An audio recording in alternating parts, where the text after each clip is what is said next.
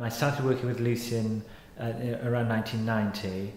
I met him through James Kirkman, who was his dealer at the time, in London. James took me round to Lucian's studio, and we got on, Lucian and myself got on very well immediately, and from then on Lucian would then phone me up each morning and ask me to go round and help him. And this became more and more of a daily routine. So I would always go very early, usually just before 7 in the morning, and set up the studio ready for the sitter. And that meant putting the easel in the correct position, and we marked on the floor where we put marks around the chair legs. So I would make sure that the right chair was in the right position for each sitting. The sitters would usually arrive around 7:30, 8 a.m. and then Lucian would buzz them through. They'd come upstairs to the top flat where Lucian also lived and worked in the same flat. So the sitters would arrive, we'd probably have a coffee or something, and when we'd settle the sitters into the studio and they settled into the chair, then I would leave Lucian and the sitter to start painting. I was never there. I would never be in the studio whilst Lucian was painting unless he was doing a painting of myself. I sat for 9 paintings. I worked for him for about 6 years before he started a portrait of me. He really liked getting to know people very well and watch their movement and how they created a space around themselves. So he did an awful lot of looking and watching before he started a painting. So the first painting he started on me was a very ambitious, large work called Sunny Morning, 8 Legs, which now is at the Institute of the Arts in Chicago. So when I first met Lucian, he had a whippet called Pluto, which he'd painted many times. In this exhibition, in the next room, there's a double portrait, and it's the same whippet family throughout.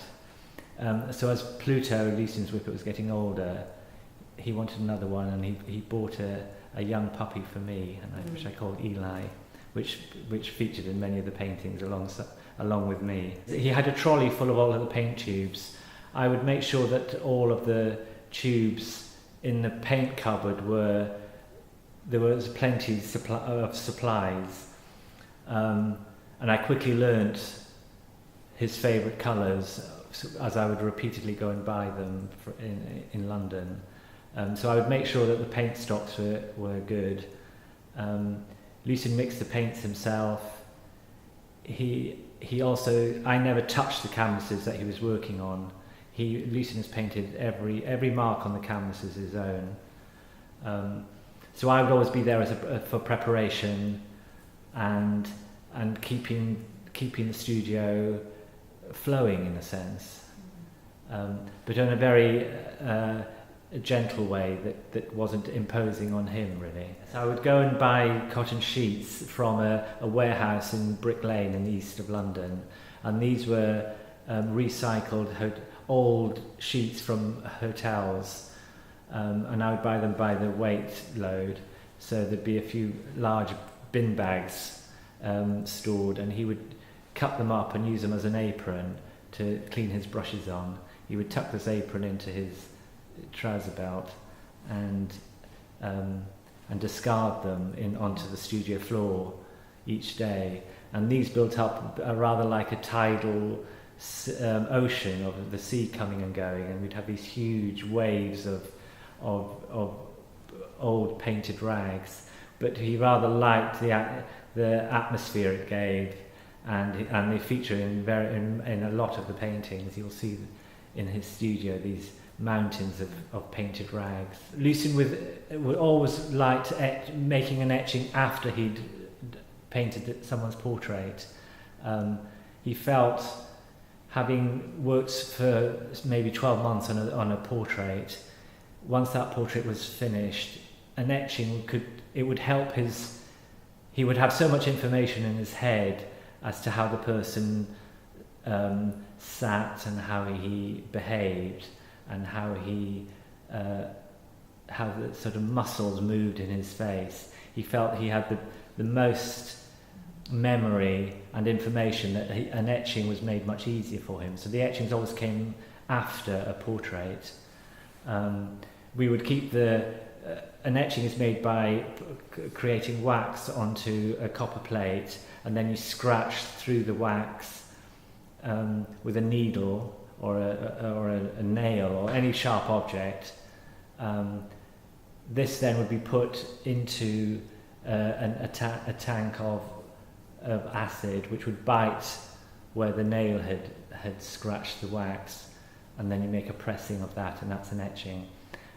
So I always kept the etching plates because they were very, very delicate.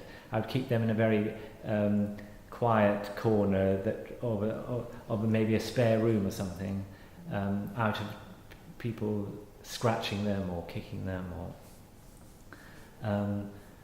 and these I would again come in and place them in the correct position on the easel before the sitter arrived. With his etchings, he was really trying to get graphic work as close to painting as he possibly could, and rather than having a linear quality, he was really trying to make a very painterly etching from a